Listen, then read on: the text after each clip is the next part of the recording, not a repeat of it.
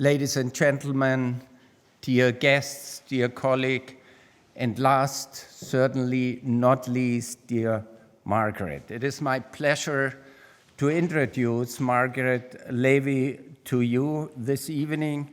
It's been a long day full of presentation. Nevertheless, we will have a kind of highlight certainly for this day. Margaret Levi is an American political scientist, very well noted for her work in comparative political economy, comparative politics, and democratic theory, notably on the origins and effects of trustworthy government. And I start with the introduction from the end, so to say, because I just heard and I read that Margaret Levi has won the Johann Schutte Award, which is more or less a kind of Nobel Prize for political scientists. So congratulations for this wonderful success.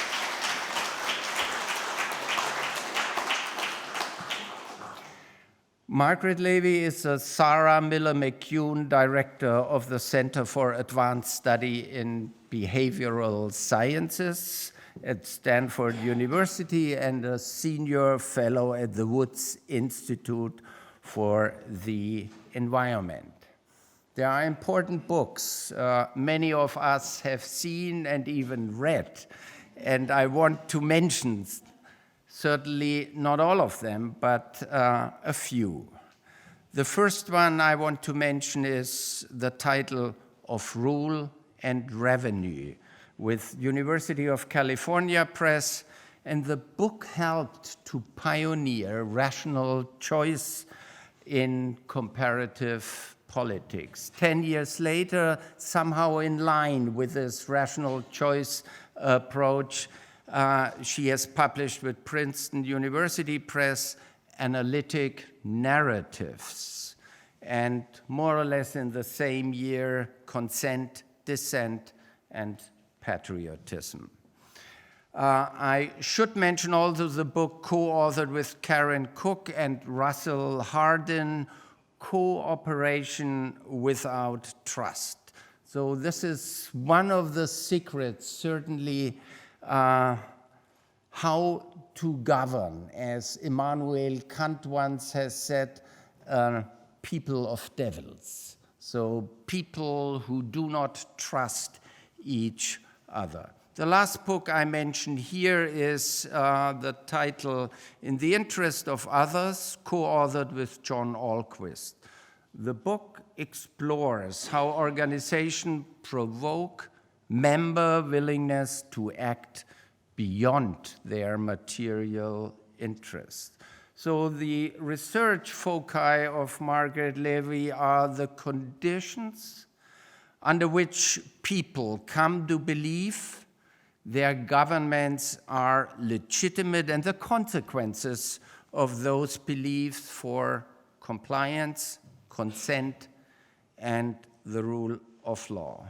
But Margaret, from time to time, combines these highly analytic studies with some kind of advices to those who govern and how to improve the quality of government. She's also committed to understanding and improving supply chains so that the goods we consume are produced in a manner that sustains both labor and the environment.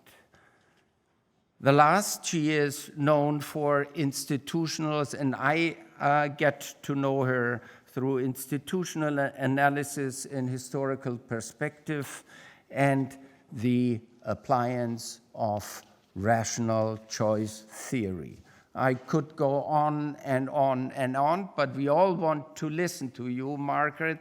Therefore, I stop to mention all the awards and prizes, not to get too envy of all these successes. And we will listen to you, to your presentation, Citizen Confidence in Government, Why They Lose It, and how to regain it. The floor is yours, Margaret. Thank you. Oh, okay.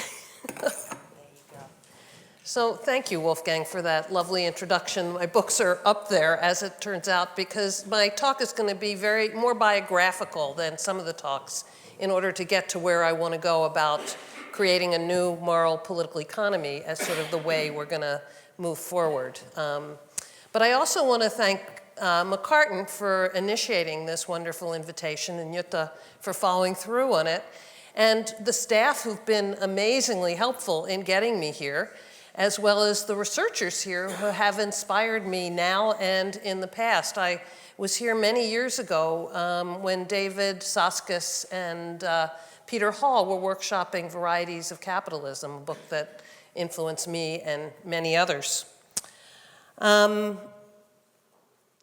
Okay, what I want to talk about, as I said, is a little more biographical and personal than some of the talks you've had, but hopefully it will get us to a place where we can at least think about, I can't promise you I'll actually have the answers, but where we can think about some of the questions that were raised today, in part by Jennifer, in trying to think about the American political system and where it's going, and really thinking about many other countries that are going through some of the same kinds of problems.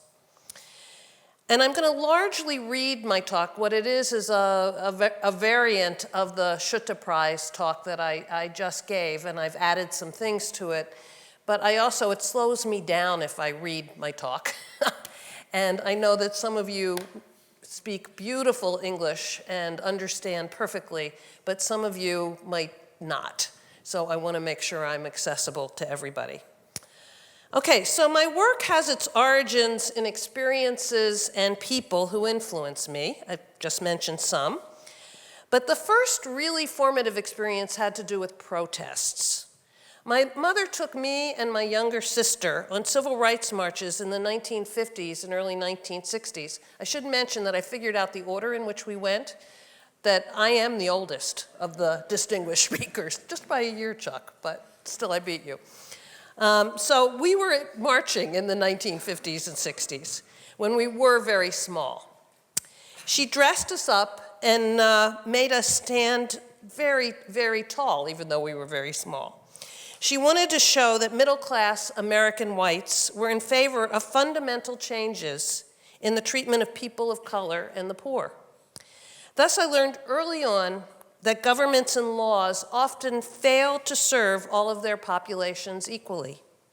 I also learned how polarized the US is, and Jennifer referred to this. This is hardly the first moment or the last moment in our history or your history where polarization will occur.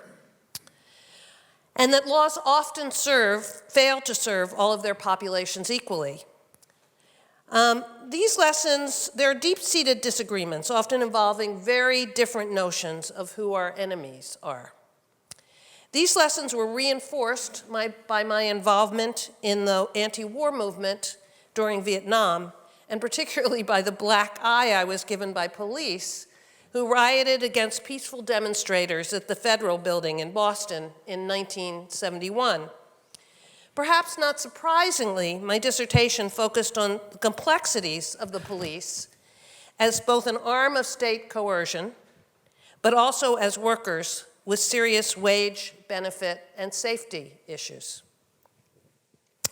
The second major influence was a set of books my father gave me only a few years after my first civil rights march.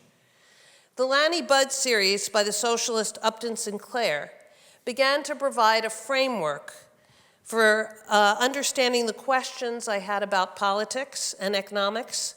They also gave me appreciation for history and for the very distinctive, often contradictory perspectives individuals from different backgrounds can have on the same events. My experiences, mentors, and challengers all served to deepen my interest in the interaction between governments and citizens. This made me particularly alert to the reasons for willingness to comply with government demands in the absence of or in spite of coercion. That led me to concern with what it means to be a trustworthy government, and if there's more than trustworthiness involved in being a legitimate government. In much of my work, the quality of governance is key to understanding when citizens will behaviorally consent with extractive policies, such as taxes or conscription. I later turned to when the quality of governance matters for costly actions on behalf of those who cannot directly reciprocate, what creates what John Alquist and I call an expanded community of fate, not faith, fate, F-A-T-E, fate. The ways in which our fates are intertwined with each other, who we feel that about, who we believe that about, and who we are willing to act in solidarity, even at some personal sacrifice. Now my obsession is how to use what I've learned to help generate a new political economic framework, one that my collaborators and I call a moral political economy. I will touch on each of these questions as I proceed. Frankly, it is easier to measure and observe dissent or non-compliance than active consent, and sometimes it's difficult to observe either. In Of Rule and Revenue, I wanted to understand the reasons for the variations in revenue extraction over time and place. My case studies ranged from ancient Rome to contemporary Australia. I thought I would find that the main drivers of rulers' policies would have to do with efficiency and transaction costs. I was then teaching a class, a seminar with Doug North, which we did for almost 10 years. He's an economic historian who you probably have heard of, who won the Nobel Prize. And I was also taking a seminar on this new area that was developing on transaction costs. An economics seminar. I was then an assistant professor, but there was still a lot to learn. And I learned, however, from the research that as important as economic transaction costs were, political transaction costs were far more important. They have to do with the bargaining power of those being asked to pay and the process of winning acquiescence to the demands for extraction. Let me give you an example of political bargaining problems. This is not a recent example, so I'm really moving us backwards. When Philip the Fair, king of France from 1285 to 1314, did not go to war, but kept the revenues he had demanded from the barons in support of war, he had a very hard time with subsequent asks. Chuck, he was not credible. He had to offer more and make his promises trustworthy, credible in this case. Let me also illustrate some costly forms of resistance when rulers tried to impose extractions rather than win compliance with them. Tax collectors in the Roman Empire had to fear for their lives when they worked in colonized areas. So did French tax collectors when they went to villages that did not fully accept the monarch's right to demand extractions. And a number of US provost marshals, the people who were supposed to find out who was eligible for conscription and service during the Civil War, and were registering young men for the army, they were murdered in the process. As the citizen regained more say, the problems for rulers became even more complex. When the first income tax was introduced in Britain in 1799, England, it required government to extend its negotiations about revenue extractions to a broader population. To gain acceptance of the income tax, parliamentary leaders had to promise not only a return from the taxes to the society, so there was some kind of quid pro quo for the taxes, they also had to convince the public that the taxes collected would actually go to the government and not the pockets of the tax collectors. And echoes of the debates today over social media, just to show that nothing is ever totally new, They had to provide assurances of protection of privacy. This last required them to burn all the tax records in public. This was required by Parliament. But, I should add, the bureaucrats did, it turns out, keep secret copies in the basement of the building. I discovered that where revenue extraction was most productive, it relied less on coercion than on activating a sense of duty or ethical obligation. There is no way to monitor sufficiently the entire population. Successful revenue extraction depends on achieving what I've called quasi-voluntary compliance. That is a willingness to comply, but with coercion in the background. To achieve quasi-voluntary compliance requires confidence that government, one, has both a commitment to and a capacity to deliver its part of the fiscal contract with its citizens and subjects, two, has a system of extraction that is fair according to the standards of the day, and three, can credibly commit to locating and punishing free riders. The point of the last is not about punishment. It is about encouraging those of us who think it is ethically right to pay taxes to do so. Unless we feel certain that we won't be suckers, complying with extractions when no one else is, our protective self-interest will trump our ethical and society-related preferences, society-oriented preferences. Thus, the capacity of government to identify and punish defectors is a critical aspect of what constitutes a trustworthy government.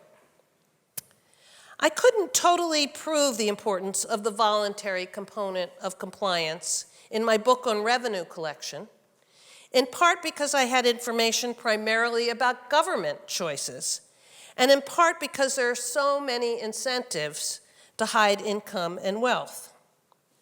And in part because I was not able, like Raj has been, to actually access tax records, except a couple of historic ones. So I had to look for a citizen behavior whose variation I could observe. That led me in Consent, Dissent, and Patriotism to consider responses to government demands for volunteering for military service and compliance with conscription. I investigated this issue in 6 countries over 200 years: Britain, US, Canada, Australia, New Zealand, and to have a continental case, France. I also talked about Prussia, I have to say. In both Australia and Canada, the call for volunteers for World War I evoked very different responses within the population. The slides I'm showing you here are some posters around a vote for conscription in Australia during World War I. And this is the group that it was but one thing you need to know about Australia is this was the first country where women had the suffrage. And so there was a lot of appeal to the women's vote. These are posters trying to elicit people to vote for or against conscription. These are the vote for it. You're going to leave our boys out there, you've got to help them, and then a vote directly to the women, that you have the big gun, you're the ones who can really help here. But there was, of course, another side to this. So this is the no vote, which actually carried in that particular 1916 vote. And you can see the appeal to the women here is you're going to be putting in a blood vote. This is a very famous poem of the time about how you're sending your sons and your husbands and your nephews and your cousins off to be fodder in the war. So in both of these world wars, Anglophone and Francophone Canadians had very different attitudes towards the wars and service in them. I just showed you the Australian case, which was very much, we talked about class a little earlier, and this was very much both an ethnic and a class division. Not surprisingly, the Irish, who tended to be poorer, were often the descendants of those who'd been transported involuntarily to Australia for crimes they may or may not have committed, were the ones who were very much part of the labor movement, the socialist movement of the time, and who were very much against conscription. and others weren't on both ethnic and class grounds. In Canada, the divisions were a little different. And the Anglophones and the Francophones, so the English speakers, those of British descent, and the Francophones, those of French descent, had very different attitudes and ultimately behaviors about wars and service in them. In Ontario, young men were willing to make great sacrifices and risk their lives in the war effort. In Quebec, they were not. The primary difference lay in their attitudes towards the federal government.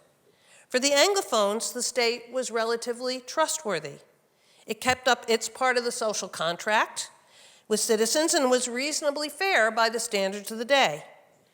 The Francophones had a very different perspective. They believed the Canadian government was continually breaking the agreements embodied in the terms of Confederation, which brought French Canada and English Canada together. That those terms required treating all citizens equally and to provide in practice, so the form of equality was to be exhibited practically in real bilingual schools in Anglophone Canada. Most important at that moment was the requirement that going to war, let alone considering conscription, could occur only, according to the Constitution, only when Canada was directly under attack. Britain being under attack, France being under attack, was not Canada being under attack in the Francophone view. These two distinctive ways of viewing the state resulted in very different behaviors in the two provinces, Ontario and Quebec, where we were able to use as proxies. And here you see the vote. Again, there was a conscription plebiscite in both World War I and World War II in Canada, not in Australia. And this is the vote and the language-religious split. The orange is the vote no, totally the Francophone provinces. The blue is the vote yes, totally the Anglophone provinces. The gray is the land of the Inuit, who I do not believe had the right to vote at that time. So that's the ice flows up there. The map reveals, for instances, the differences in voting for conscription, and it mirrors what happened for another plebiscite in World War I.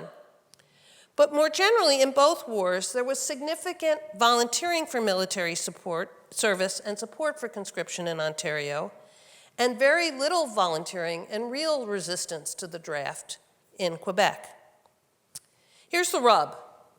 It is very difficult to observe what people really believe or feel about their governments.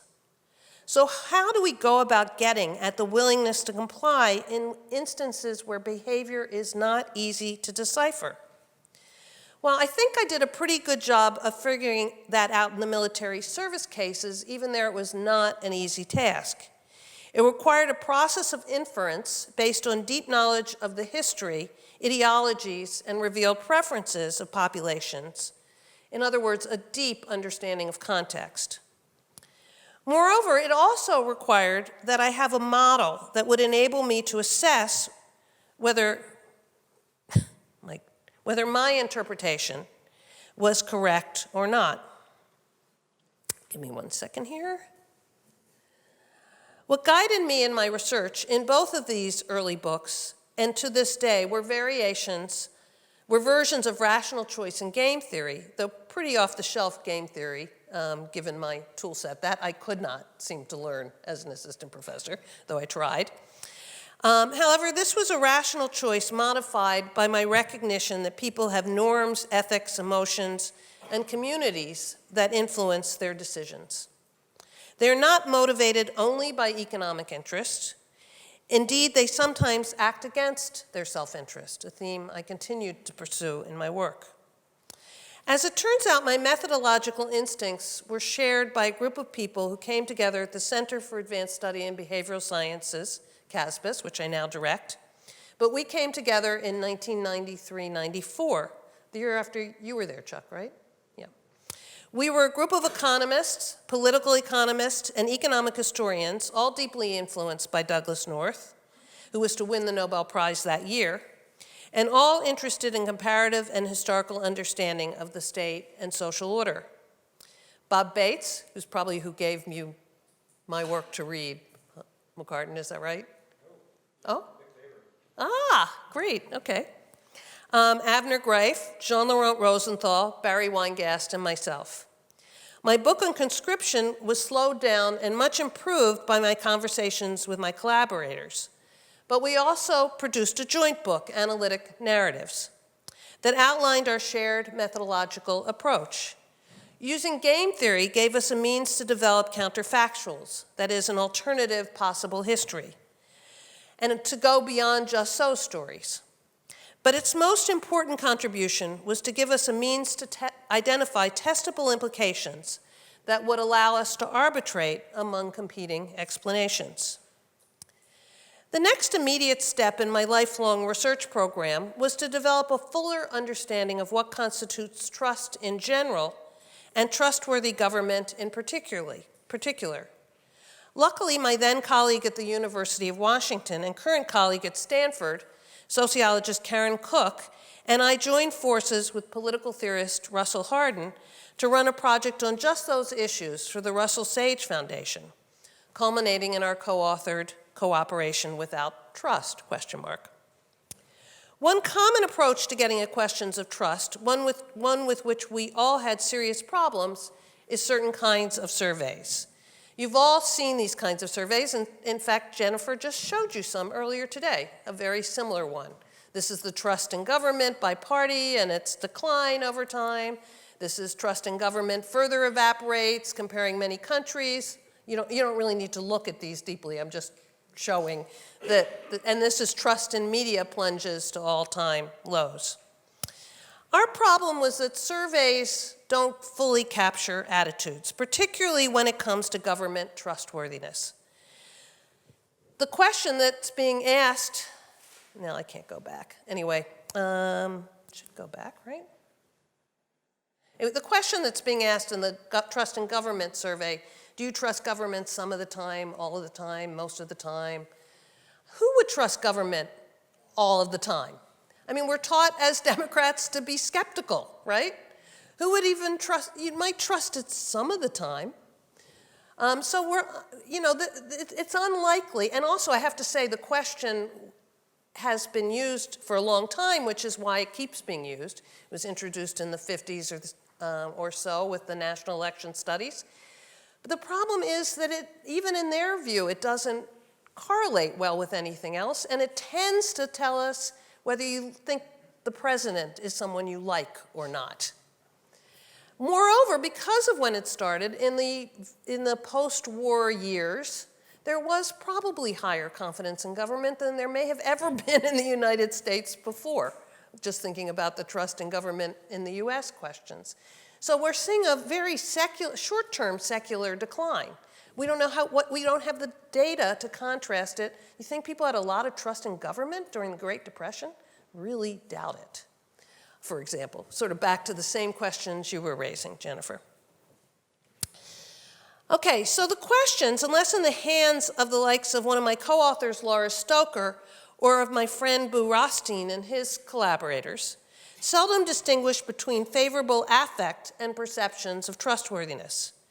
Nor can they inform long-term historical analysis, as I've just said. And until recently, they told us nothing about the variation in the perceived trustworthiness of different government agencies, but only about government itself. The much better questions are ones that differentiate the courts from Congress, from politicians, from different agencies, the police. And they vary across countries, but there's variation within countries of trustworthiness or perceived trustworthiness of various government agencies. So to make that very concrete, while lack of confidence in the police is high among Black Americans in the United States, and for good reason, confidence in the police is high, lack of confidence in the police is high. Confidence in the police is high among other American groups and high more generally in other countries. People almost everywhere these days lack confidence in politicians, again, surprise, but have high confidence in the courts. That's declining in the US as we speak. A further complication is the fact that many, probably most people, don't act on their own convictions, either because they're afraid of punishment or are not sure what their neighbors really think or will do. Consequently, few of us reveal our own preferences until we feel safe to do so. Timur Kuran's work is wonderful, provides wonderful examples of this. And this transports me back to my formative teacher in as an undergraduate in political science, Peter Bachrach, and his theory of non-decision making. Fear of reprisals or recognition that any effort is wasted effort prevents certain groups from even trying to lobby or vote. He, of course, was particularly concerned about Black Americans, but his insights transport to multiple settings and peoples. Complicating the picture even more are two ways that our cognition is affected by our experiences. First, we do not always perceive or absorb objective realities. Crime rates are an example. These are from the US, and they are aggregate figures. There is a general misperception of safety, magnified by headlines of mass shootings. And of course, experiences, therefore perceptions, differ by group. Black Americans do fear, and rightly so, police violence against them, particularly for the young men among them. So crime rates have fallen, but public perception of crime rates is totally at odds with reality. So we have to contend with that in thinking about trustworthiness of government. Second, and relatedly, our beliefs about what government has a right to do, let alone is doing, are influenced by information that may, or just as often may not, reflect the realities of what is happening in the world and who is the source of the problem. I'm not just talking about social media here. I'm talking about the interactions we have with our peers, in our schools, religious organizations, and what newspapers we read and TV we watch.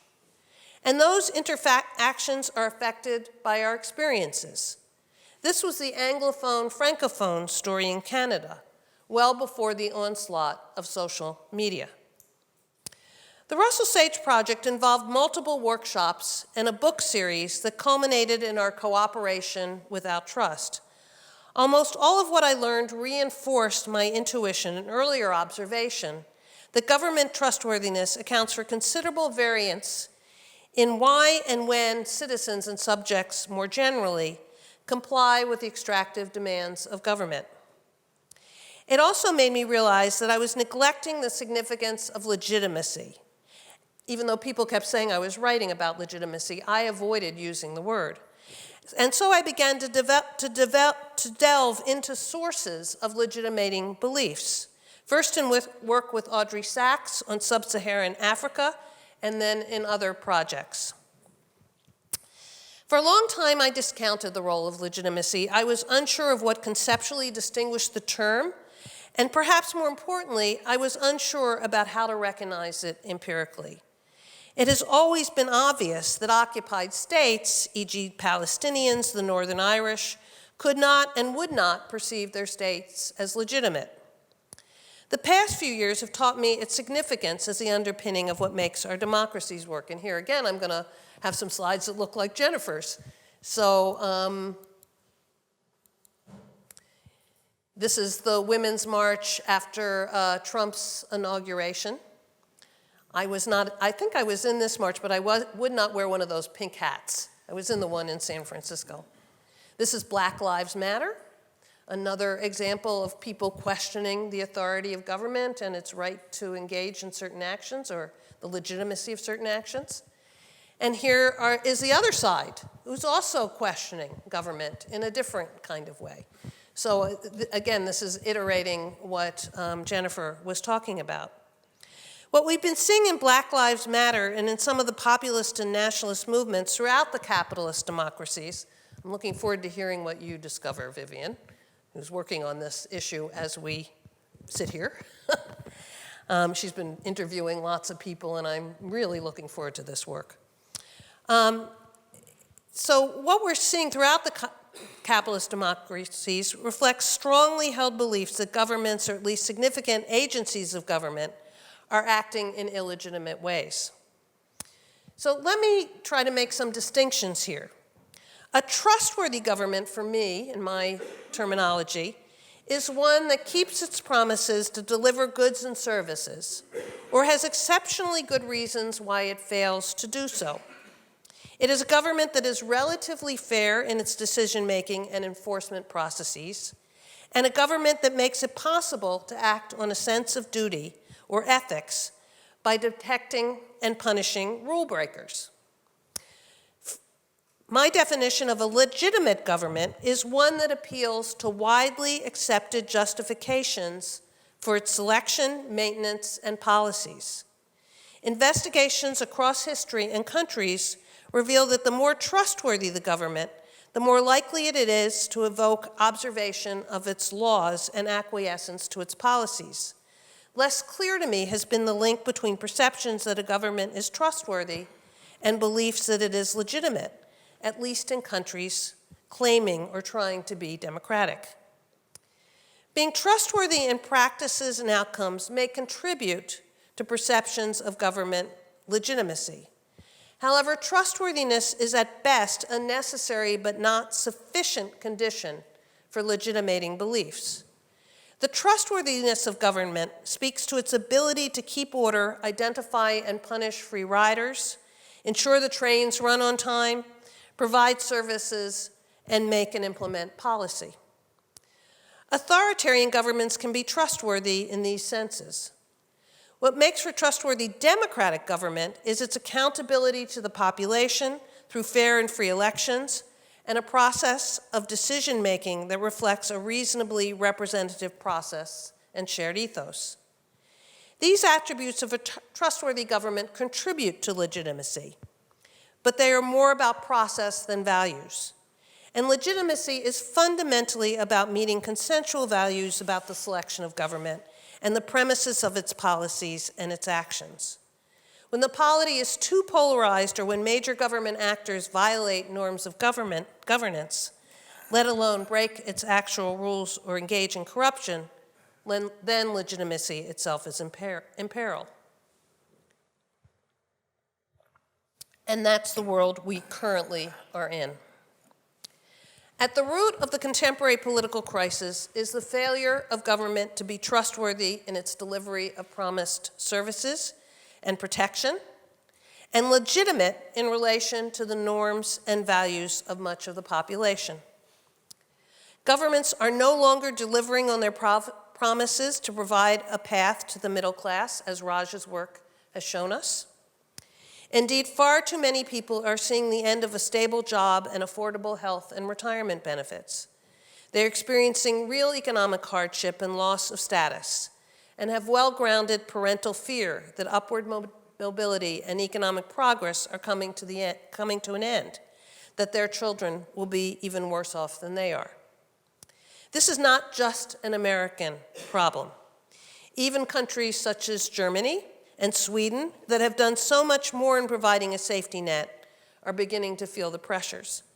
The worldwide refugee crisis affects us all, and so do globalization and climate change. Workers, and supply chains that employ people and provide goods and services are undergoing major transformations. Education is not preparing people for the world in which we now live. Indeed, in every country, institutions that worked once need renewal in light of technological, environmental, and social changes. We are living in what John Seely Brown and Ann Pendleton Julian call a white water world, a world where we need to be whitewater kayakers, as opposed to big boats or sailboats, where change is constant and new forms of flexible learning and action increasingly necessary. It is a world that demands a new political economic framework, one that serves the interest of the society as a whole, that builds on and produces shared values, and that institutionalizes trustworthy and legitimate government. This is what I mean by a moral political economy, the focus of a major project at CASBIS, at the Center for Advanced Study in Behavioral Sciences, and of a forthcoming book I'm writing with Federica Carugati. Every political economic framework embeds values and encodes standards for behaviors and choices. All, in that sense, are moral political economies. They just have different moralities. Neoliberalism is no exception. It enshrines the rational individual as decision maker and centerpiece. It then emphasizes the importance of rational choices defined narrowly in terms of personal costs and benefits.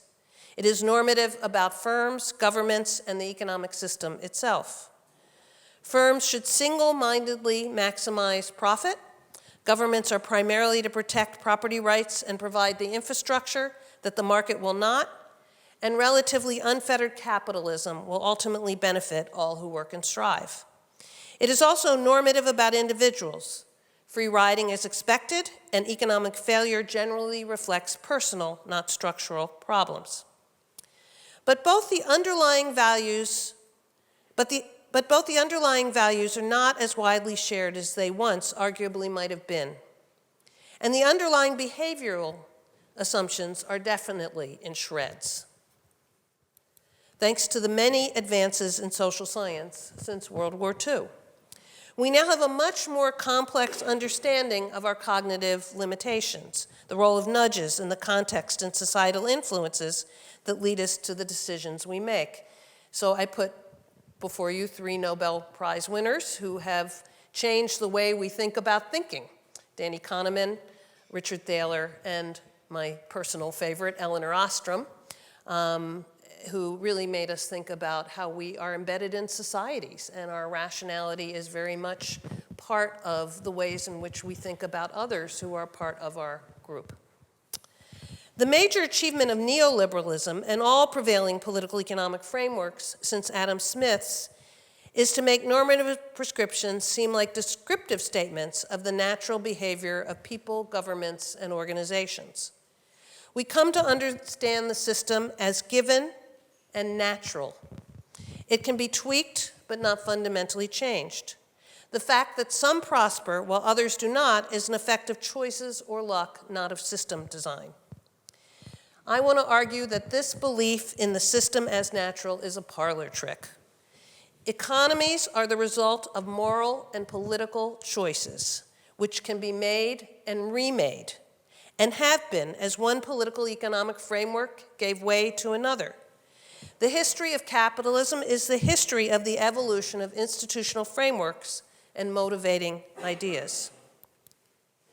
Maynard Keynes and his view was superseded by von Hayek and Friedman and the neoliberal view. They too can be superseded. In the past century, we've seen Keynesianism replaced by neoliberalism, which has held sway since the 1980s when Prime Minister Thatcher and President Reagan enshrined it as the doctrinal roadmap for government and international aid agencies impose neoliberal terms on developing countries. This framework is as subject to being superseded as its predecessors were. Political economies embed values and norms of justice and fairness. We observe that a populace responds not only to material changes in their status quo, but also, and sometimes in contradistinction to their narrow interest, to what they perceive as violations of those norms, of wounds to their dignity, and a failure to recognize the worth of their cultures. Any political economic framework enshrines reciprocal rights and obligations that link populations, governments, corporations, and all the other various organizations that make up society. It guides the social relations among actors, and it defines what constitutes legitimate action. Incorporated in a moral political economy are accepted justifications for the actions and power of government, employers, landholders, and financiers. Justifications based on widely shared values and beliefs. A moral political economy is not just its abstract qualities or its economic reasoning and political justifications. It must speak to the concerns that people have and outline a set of values that guide policy to meet those concerns. There is growing empirical evidence statistical, experimental, qualitative, and interpretive, of what various populations want. While we can presume that everyone seeks a modicum of economic and physical security, we cannot presume other values and relevant trade-offs. In addition to more knowledge of existing preferences, we also need a grounded understanding of the role of context, persuasion, socialization, and other factors that influence values and how they are prioritized. Everyday observation informs us that group identities and norms are huge influence on perceptions of both preferences and strategies for achieving them. Everyday observations and recent Facebook and Google exposés alert us to how actions on those values are manipulable by information. In my view, a moral political economy is a modern version of the allegory of good government by Lorenzetti on the Siena Town Hall that he did in the 14th century. My allegorical world, my good government, has plumbing and electricity and cell phones, and equally importantly, diversity of peoples and cultures and ideas. But it also has universal qualities most of us value and that are revealed here. Security, material well-being, freedom to play and express ourselves, human flourishing. So how do we go about constructing a new moral political economy? I won't give you the full answer, I'll give you some hints. What are the building blocks? I think one key component is what John Alquist and I call an expanded community of fate. Again, fate, not faith. We developed this concept in the interest of others. The book reveals the factors that encourage unions, organizations created to serve economistic self-interest, to mobilize their members on behalf of distant others who could never reciprocate.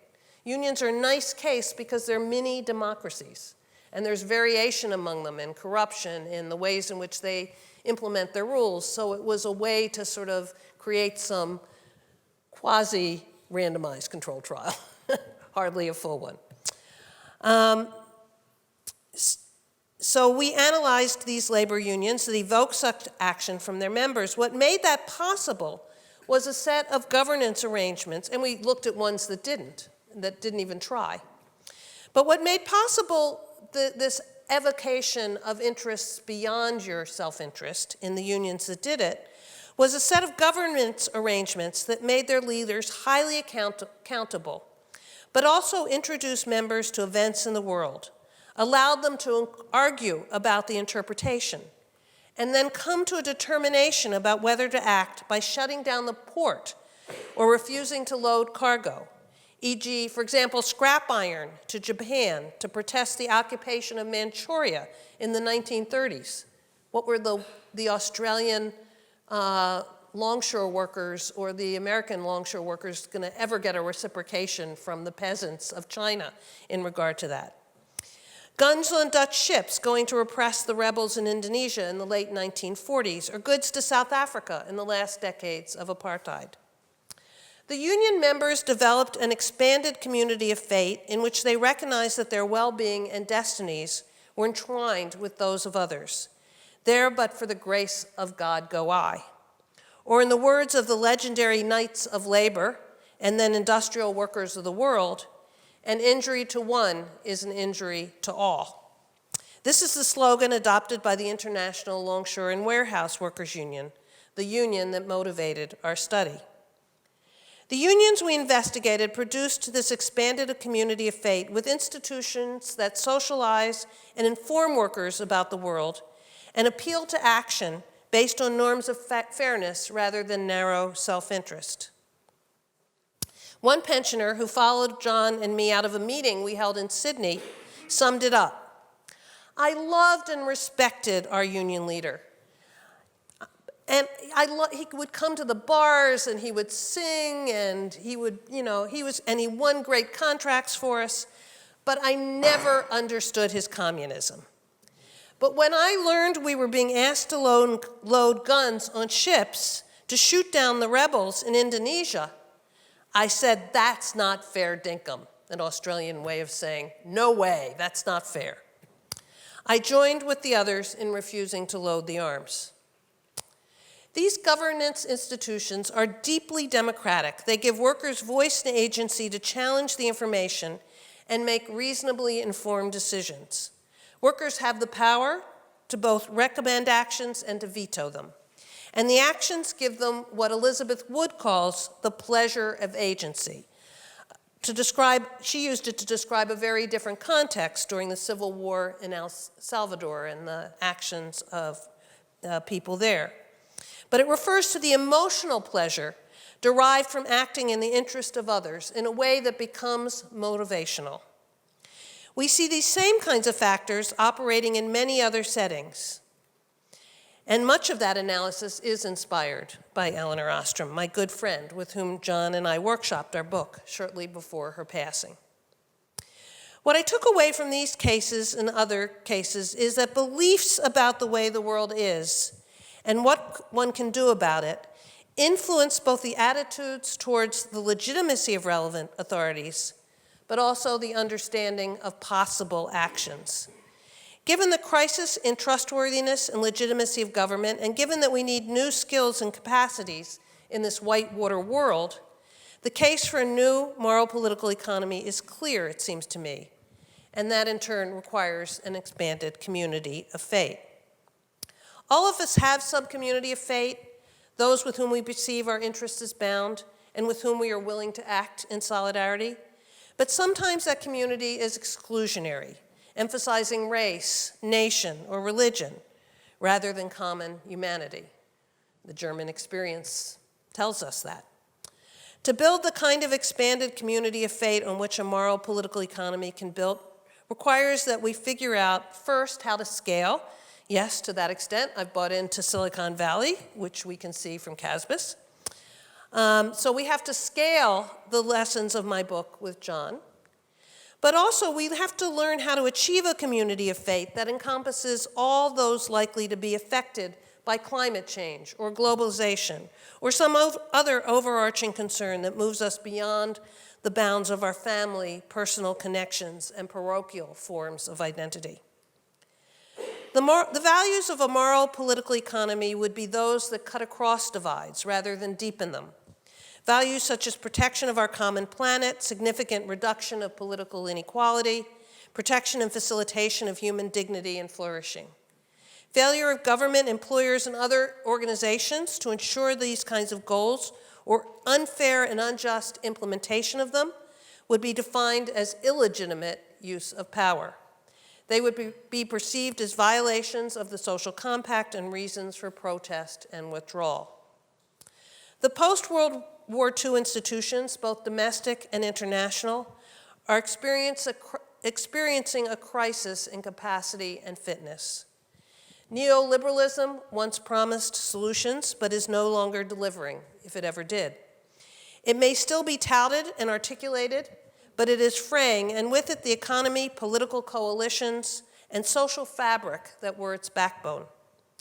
Fashioning a new moral political economy will require shifting popular ideas about markets and about work, designing a new regulatory apparatus, and fashioning a safety net that unleashes the economic potential of a technologically driven economy. We have choices over where we will go next, and my energy now is devoted to making those choices both apparent and possible, and I hope you'll join me in that. Thank you.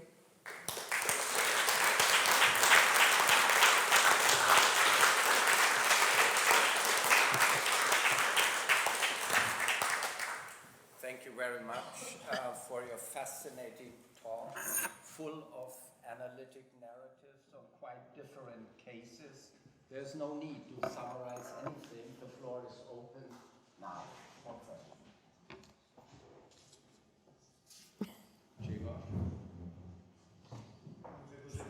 Can you give him a mic, please?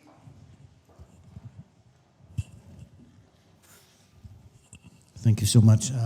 I'm Grzegorz Ekiert. I teach at Harvard, and I'm the member of the board of advisors to WCB. Thank you so much for this amazing talk and for your work over the years, from which we all benefited so much. The question I have is about possible tension between the idea of moral economy and modern society. You mentioned a lot of thinkers along the way. On the one hand, Smith wrote The Wealth of Nations, but on the other hand, he wrote The Theory of Moral Sentiments. Absolutely. All economy, since the advent of capitalism, industrial capitalism in the mid-19th century, were moral economies. Absolutely. Richard Tagg, in this beautiful book about free riding, tells us that we invented the idea of free riding exactly at the same time.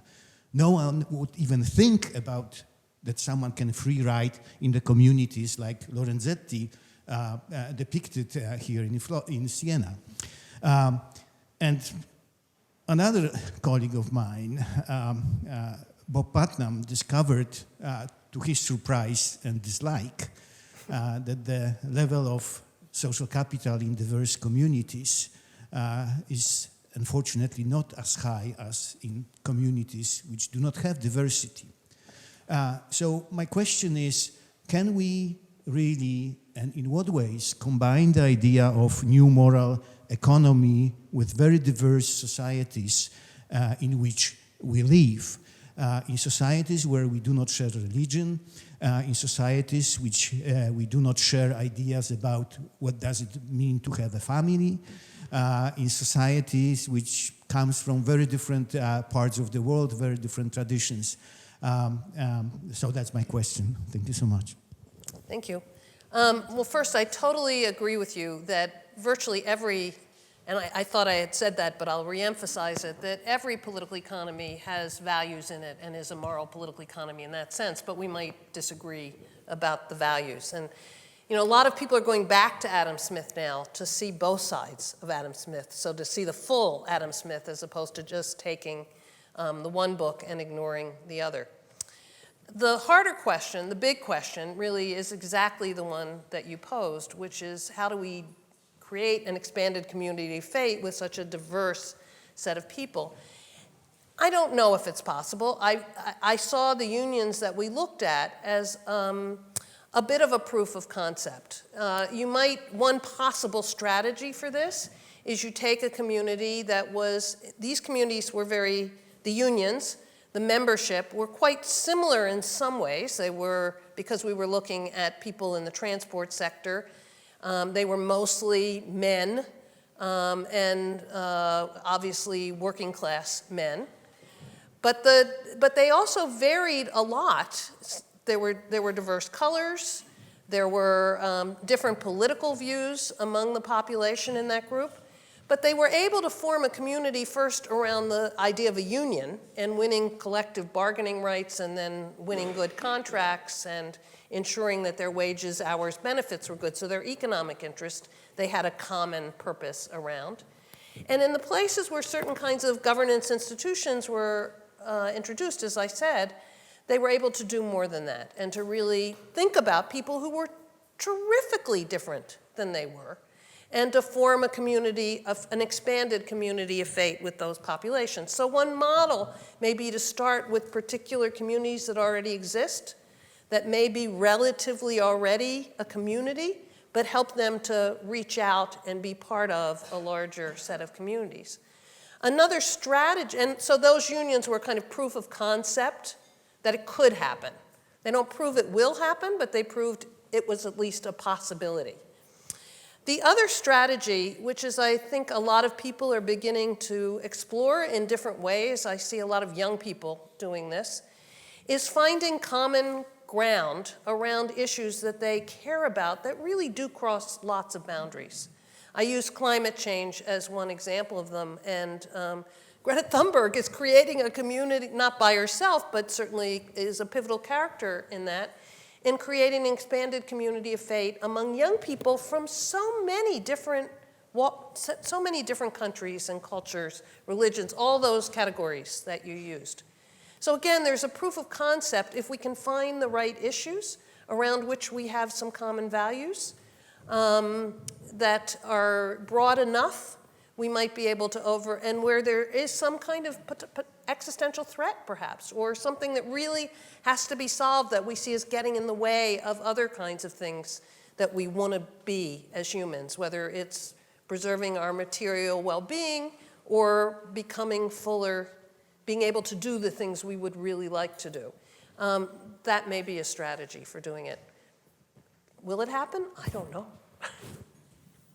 For the moment, we have 3 more on the list, and please hide 4, and please identify yourself. Yes. And here's the next. Thank you. Dieter Gusewinkel, WZB, Center for Global Constitutionalism. Thank you very much for your talk. I have two short questions. The first concerns your main category of community of fate, not faith. If German historians, German lawyers, German political scientists I learned that listen to that, late. I think you know it very well. You know it very well. We feel a bit uneasy about that. Yeah. Because, as you know, it's looked at as being a national feeling of emotional, exclusive, and sometimes even really ethnic community. So how do you make it an inclusionary category, make it open, make it a category of solidarity without this heavily exclusionary effect we have in this German concept of community of faith? Second, smaller question, how do you explain this discrepancy between the declining rates of criminality and the opposite perception in public? This is something which I found. Sorry, I couldn't hear that last part. The discrepancy between the declining rate of crimes and the perception in Right. public. Thank you. Okay, so the first question, so John and I thought we had explored this term, but since neither of us are German speakers, we failed adequately to understand its meaning within the German context. We learned that subsequently. I'm happy to use any term that works here. I mean, the basic idea is to really have people feel that they are connected to each other. It's really a way of saying an expanded form of solidarity that really builds on our understanding that we have something really important in common and that our fate or our destinies are somehow entwined with each other. So, you know, as with many of these things, I'm much more interested in the concept that underlies it than with the actual term I use. And I should have acknowledged that I now know about the meaning in German when I gave this talk. So thank you for reminding me, if belatedly. I should practice the talk with you before, so you would have reminded me. Next time. On the second question, I think that's, you know, I'm not a social psychologist, so I can't totally give you the reasons for the cognitive disparities that people have. But I mean, we see this in many, many contexts where people, the objective reality is not what people subjectively believe is going on. And information, you know, statistics in this case, maybe even statistics properly done as you're advocating, still might not convince them.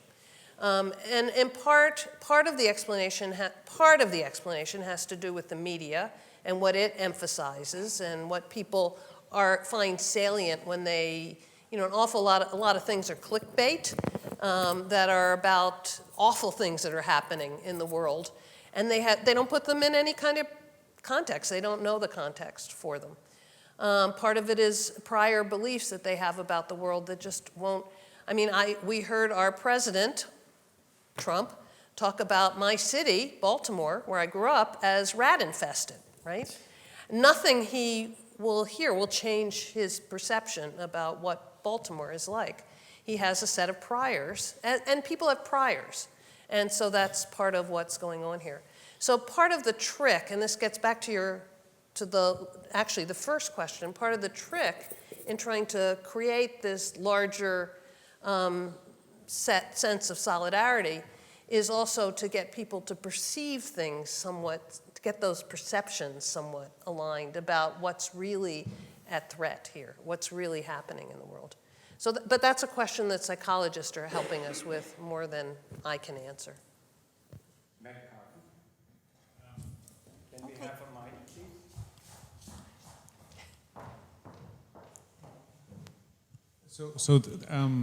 This question is not very well formed, but it seems to me that, you know, hoping for a community of faith or a moral economy is Moral political economy. Is a. I mean, I love the goal, but it sounds incredibly ambitious, given, you know, the talk we saw with Jennifer, where we're seeing extraordinary polarization. I'm thinking not just the US, but the UK and elsewhere, where we're seeing, you know, groups living in bubbles and so on. And I guess the question is, from your work on trust and legitimacy, can you say more about the space for trust and in legitimate government that doesn't depend upon people seeing eye to eye on almost anything else? You know, so if we take as given that there are very polarized societies where they don't share values, don't share a common fate, does the work on trust suggest that it's still, you know, are there conditions under which it's nevertheless possible to maintain the level of civility perhaps needed for a common government? Yeah, I think there are two levels, at least, of question there. One is, you know, given the world, is this even possible? And as you mentioned in your earlier introduction of my work, I tend to go for things which are unsolvable and then try to make some advance on them. So that's what I'm doing here. You know, I don't want us to leave with the grim story that Jennifer was telling us. I really want us to think that there might be, I mean, it's true, I believe it. Right. Right. No, you said that, but it's not looking good. We certainly are in one of those moments. Though what you did say was that, you know, we've been in these moments before and we get out of them. So one of the things to think about here is that, you know, there are ways that we've had other periods when government trustworthiness or people's the polarization has been very high. And there have been means, unfortunately, the means that usually get people to act together and to overcome those kinds of very parochial forms of identity tend to be big wars or Great Depressions. And that is not what I would like as a way out of this. But that might be what is happening or what we're moving towards. I mean, that's another possibility in the world, and that does suddenly make people come together in a very different way. There are lots of examples that are at a much lower level in which people have regained trust in government or trust in particular agencies of government when it's been lost. I can give you those examples and the processes. I won't because I don't want to take up all the time, but it does happen, and there are means to do that. And people can act together. In fact, you know, the name of that book was Cooperation Without Trust. People can cooperate without feeling totally identified with each other, as long as certain kinds of institutional arrangements are in place, and as long as certain kinds of protections are in place. So I wrote an article once called Good Defenses Make Good Neighbors, right? Good defenses make good neighbors, which really is about the ways in which institutional arrangements enable us, when we know that someone can't hurt us too badly, contractually or in other ways, we're able to cooperate even if we don't have personal trust or personal like or even a good feeling about that other person. We engage in all kinds of transactions on that basis. And it doesn't really require trust, it requires institutions. So part of this is about rethinking our institutions in ways that can change some of that. I mean, one of the books that's most affected me in the last couple of years is Arlie Hochschild's book, Strangers in Their Own Land. And this goes back to the case of how do people perceive the world the way they do. These are people in the bayou of Louisiana who have lost just about everything. Their health due to the kinds of ways in which oil extraction and manufacturing is going on, the environment, ultimately their jobs. But they're defending their way of life and they hate big government, right? And their big government's the only thing that's been helping them, but that's how they perceive the world. And that's partially, I think, a combination of the kinds of the ways in which the institutions of our government, at least, and others, are currently operating, and it's partially because we are living within a moral, political, economic framework that tells us that if something's a problem, it's our own fault. That we can't say, it won't be solved by changing government institutions or making demands in a certain kind of way. So I think it's a combination of the two. It might get us into the future and makes cooperation without trust possible. Institutions and a framework that gives us something to hang on to, that helps explain the world and enables us to act in the world in a different way than the neoliberal framework does. And I think those things are possible to produce, and they've been produced in the past, many, many times in many, many places. So we need to put our collective imagination and energies into thinking about that, as I know some and many of you are. We have 5 more on the list, and secretly I put myself on the list in top of these 5. And I don't want to be between us and drinks, and we can keep talking over drinks, so you have to shout. And it's a kind of follow-up to McCartan's question. You mentioned trustworthiness of government, and in a wider sense, legitimacy. My question is, who decides whether a government is trustworthy or not? Is it about the specialists on norms of democracy and rule of law, or is it the people? And what are we doing if we have a situation where both diverge? The norm specialists, the scholars on democracy would call a government a non-trustworthy, and the people would say very trustworthy. We have the opposite problem. This is to some extent the situation you have in Hungary, for example. Yep, absolutely. The scholars would say, no, absolutely, not trustworthy. But the demos, the people say, yes, we support you. So who decides it? Well, ultimately, the people will decide that. I think what we can do as scholars is we're trying to understand where the levers of change might be. I mean, that's part of our responsibility. So if the government is seriously perceived as trustworthy by a population where we as scholars think it's not trustworthy, we have to understand, and this again gets back to your question about these differences in perceptions. And I do think that's one of the big, big problems for social science. I'm going to just throw this into a social science hopper. We don't really understand enough about where beliefs and preferences come from, where those, we can measure them to some extent, but we don't really understand their sources and how to change them. And that's part of why I like the Hochschild book, because she's making it very clear that people can have very strongly held beliefs despite confronting, and they're really, and these are good people. I mean, this is not a question of them being, you don't end up feeling morally repulsed by this group of people that she's studying. You feel sympathetic to their world and their worldview. So one, we have to develop more empathy as societies and as scholars, but we also really have to get into some of the deep questions that we've never really fully addressed. Like, what are the origins of beliefs and how do they change and what changes them? And we've given some easy answers to that. Let's have good newspapers again, or bring Walter Cronkite back as the American version of it. Someone who's trustworthy and we can, so we all watch television at the same time and hear the same authoritative voice. Well, that's not coming back. So other ways, we really do have to understand where these beliefs come from and what the levers are to bring people into alignment with each other so they're looking at the same objective evidence and drawing the same inferences. Not a satisfactory answer, but I don't think there is one.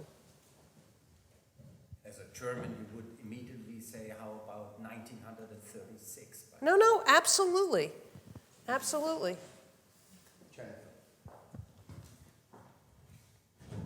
I have two comments. I'll try to be very quick. The first is a pessimistic one, and the second one is actually maybe a more optimistic one. So the question about, I spent a lot of time thinking about the crime issue and the relationship between the decline in crime and the persistence or increase. And I think it's actually part of a broader pattern which worries me about your community of faith or whatever it is. So how is my child's school? Pretty good. How's education in the United States? Terrible. How's my congressman? Pretty good. How's Congress? Terrible. How's crime in the country? Terrible. How's crime in my neighborhood? It's fine. Yeah. Have you suffered discrimination? No. Do women suffer discrimination? Yes. There's a long, long string of questions in which people actually think their own circumstances are pretty good, but they think the world out there is scary, dangerous, bad, problematic. That seems to me to cut directly against the emotional valence that you're aiming for, which is to sort of attach oneself to that scary, dangerous, potentially world out there, or at least some people in it. So I think I don't think it's a direct contradiction, but it seems to me the psychology of my neighborhood's fine, but crime is bad, cuts against, obviously not the possibility, but the ease of saying those people on the other side of the world are in some sense like me. That's the pessimistic. The optimistic question actually goes back much earlier to your very dramatic images on protest. And I want to say that protests of the public variety that you're showing, that I was showing, that we talking about, is actually an indication of trust in government, or trust in the system, or trust in something. Maybe not the particular agency. Black Lives Matter says we don't trust the police for obviously good reason. But they do trust, I mean, they wouldn't be out there on the streets protesting visibly. You know, somebody can take a video of them, know the police are going to be, you know, there's a deep and profound level of trust in the extent of public protest, it seems to me. And I would, when you really don't trust, you hunker down. No, I totally agree with that. I think the question of kind of trust in government itself is multi-layered and complicated, and maybe that's about I don't know.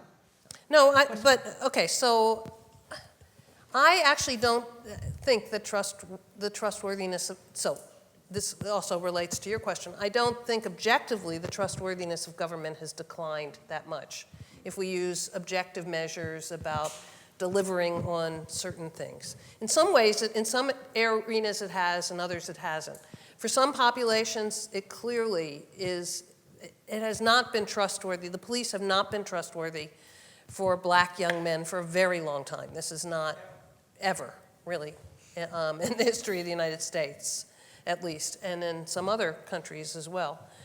Native peoples in many, many settler countries have never experienced good treatment and don't have real trust in government, and shouldn't, because it hasn't proved itself trustworthy. I don't think demonstrations are an indication of illegitimacy of government. I think that they show that people are questioning things. My measure of when people really distrust government is they stop complying with it. When they really distrust a particular agency, they find ways to not go along with it. Sometimes quite publicly, sometimes using what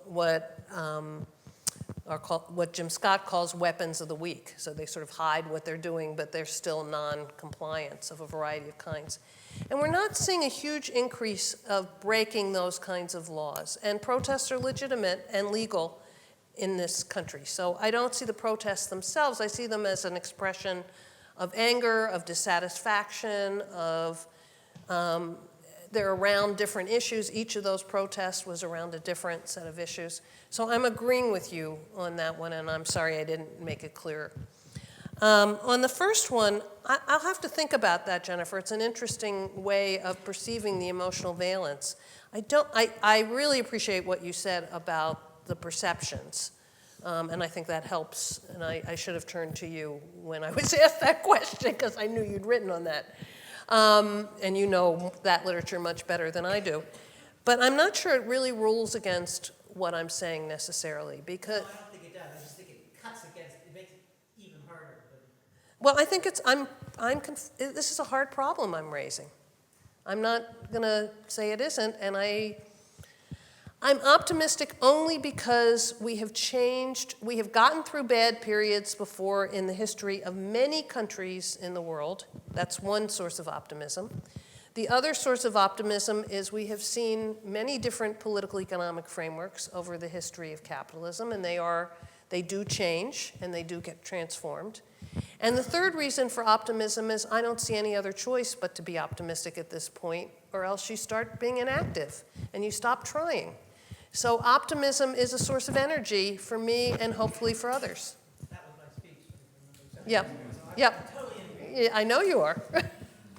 Since we want to conclude at 7:30, so I would like to have three more on the list, and the list is somehow autocratically closed now, and we have two at the moment. This is Vivian Schmidt, and then the gentleman at the aisle.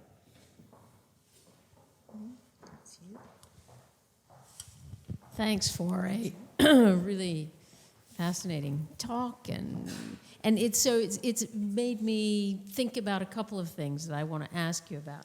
And one is defining legitimacy. So I see legitimacy at different levels, and I see yours really at a very deep level of Weberian public consent in governing authority. But I see another kind of legitimacy, which is governing activity, i.e., is there good economic performance? Is the government politically responsive?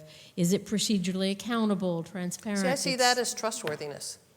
But this is. But okay, but I think there are two levels. At one point, is there no longer public consent or public trust? And it seems to me it's what government does in some cases that can undermine how people perceive what government is.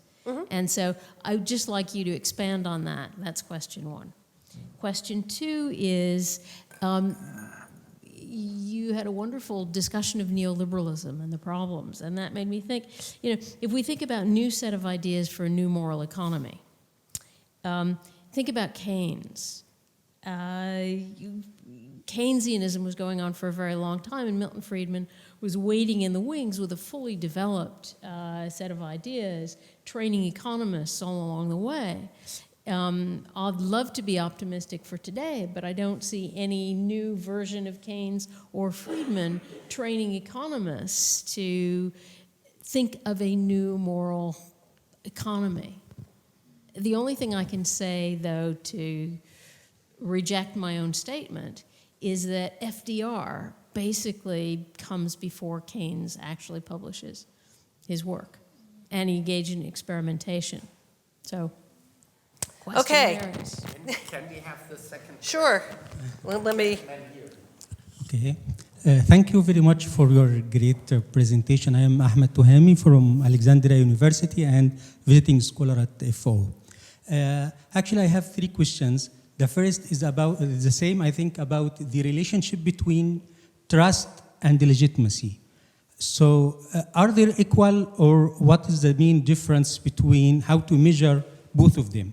The other issue is relating to legitimacy. When we used to taught political science, we begin by Max Weber's definition of legitimacy, the three types, the old three types, traditional, charismatic, and rational government or bureaucratic government. So I am not sure if we are speaking about different levels of legitimacy. So we speak about the legitimacy of the state on one hand, and the legitimacy of the governments and political parties which incumbent in the government. So still need to clarification, because sometimes people may lose the trust in the government but still believe in the state. And here also the relationship between the people and the state is not just relating to economy or the outcomes or the policies, but it is in believing in abstract idea about the state, and the state also can get legitimacy without trust or without good performances, maybe searching for a threat from outside or external enemy. The last point is relating to the Arab states. The Nazil Ayubi make a book called Overstating the Arab State, and they said that the Arab state maybe looks fierce, strong, but actually they are weak because they can't get the 2 points you speak about, the taxation and the conscriptions. And they said the Arab states can't get enough taxation. But actually now, because of maybe the development of technology and the power of the government can get more taxation now by force. They can, the conscription could be got by compulsory action. So now, the government, because they get more power, they can have more taxation. So this is a symbol of legitimacy or not? Thank you very much. So I'm going to combine your question with Vivian's first question, and then I'm going to end on the second question because I have ideas about that. Okay, so I suggest that I'm going to answer it, but I just wrote an article that was published in Nomos that distinguishes between elaborates on this issue of trustworthiness and legitimacy. And you may or may not agree with me, that's fine. These are, we're thinking through problems together. But I'd be interested in both of your reactions. So the major argument I have really is about trustworthiness is that it does depend on government actions. Otherwise, it's all about quasi-voluntary compliance. It's all about the conditions under which citizens will consent. So it has to do with those three principles I laid out about some kind of quid pro quo, some kind of acting according to standards of fairness, and some capacity to ensure that free riders can't take advantage of those of us who want to act in good faith. There I was using faith, not fate. Okay, so in those cases, there are objective ways in which, or things that if government fails to do, we then don't any longer give it our trust or believe it is trustworthy. And I mean, I can elaborate those. Absolute, and on the issue of the power of government, what Audrey Sachs and I did in the work we did that really used Afrobarometer data and was really looking at African cases, and we did some of that work with Tom Tyler, who is a social psychologist and legal theorist, was really thinking about what I call the virtuous circle of government. And to the extent that government builds institutions that people then have some confidence or trust in, it's able to then help to create some legitimating beliefs as well as some trust of government that then enables it to gain more in taxes or compliance or other things, which enables it to do more, right? Which then hopefully builds its trustworthiness even more and its legitimacy, if you will, even more. My distinction between trustworthiness and legitimacy really has to do with trustworthiness has to do with objective fact features of what government does and by what standards it's held on practice and process. And the legitimacy really has to do with the definition of those standards and the values that the government is meant to incorporate and meet. And I don't want to go on because I really am now standing between you and naps, drinks, whatever you all need. So I want to get to the second question that Vivian asked. So I agree with you that I don't see it happening. I don't see the economist or set of economists doing that, though there are some who are working on these issues. So one of the things so I mentioned that there is a project at CASBIS, at the Center for Advanced Study in Behavioral Sciences, on generating a new moral political economy. We were very influenced to start, and one of our members is Angus Bergen, a very talented historian at Johns Hopkins, who wrote a wonderful book called The Great Persuaders, which is about the Mont Pelerin Society and the history of the creation of what we call neoliberal paradigm. And that was a group of people that was predominantly economists. It was started by von Hayek. A subsequent president was Friedman, and he was very much part of that group. But it also involved journalists and philanthropists and people who could influence government, some government people. And it met every year, sometimes more than once a year. And it was really it wasn't just that there was a great economist sitting in a room writing a great theory and encouraging students. There was really an action involved, an organization and an activity. Okay, my view is that we have to generate the network that can produce that kind of work. And this goes back to what you were saying earlier, Raj. The work in the future cannot be siloed. It can't just be economists doing that. It has to be economists with psychologists, with political scientists, with sociologists, with the journalist and the philanthropist.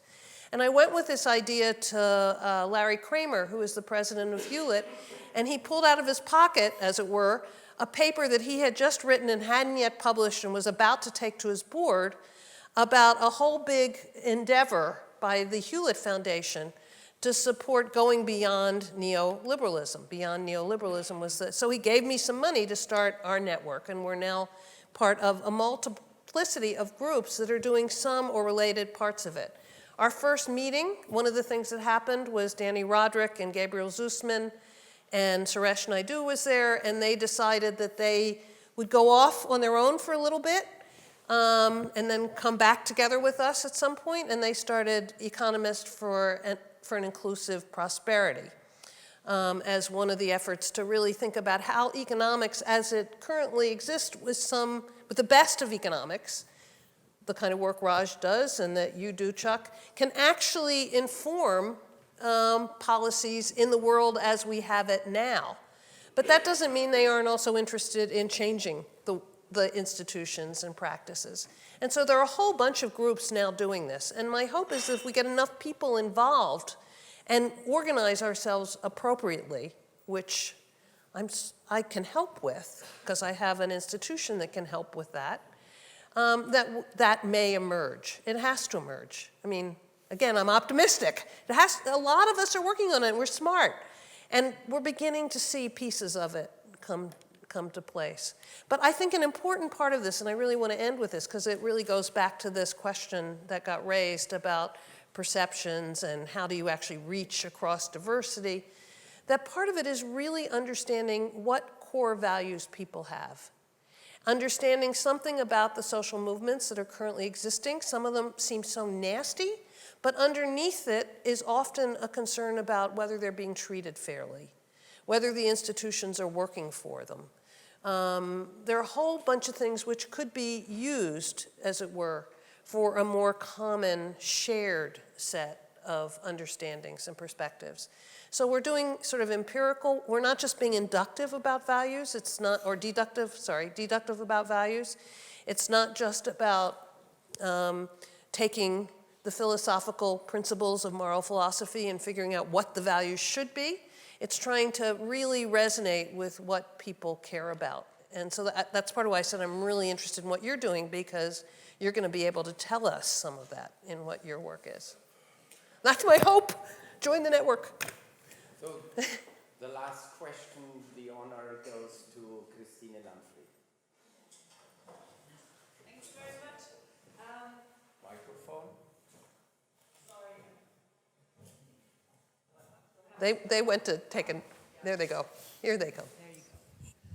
What was very interesting, that as an example to show where you can find such a community of faith expanded, was that you took the unions. And obviously in a globalizing world, the unions are losing in power. You see it in Europe, you see it in the nation state. And I would be interested, what you think is this essential point which we could learn from the unions, possibly, it's that they had a common aim, a subject, an endeavor. And this is different than from the article which Gregos mentioned from Putnam. He said, well, when people live together in a society, in a community with diversity, they obviously treat back. They are not interested in public things anymore. And then he closes Putnam saying we need a broader sense of we being right. we. And actually this is what the unions had. It's not just living together, having the diversity, so perhaps it's the subject, the topic. And then the problem will be how to translate this really in actions. So if you have this climate change demonstrations, how to bring it to the level to influence. So what do you think can we, in this sense, learn from the unions, which are losing in power, actually? Well, the union, thank you for that.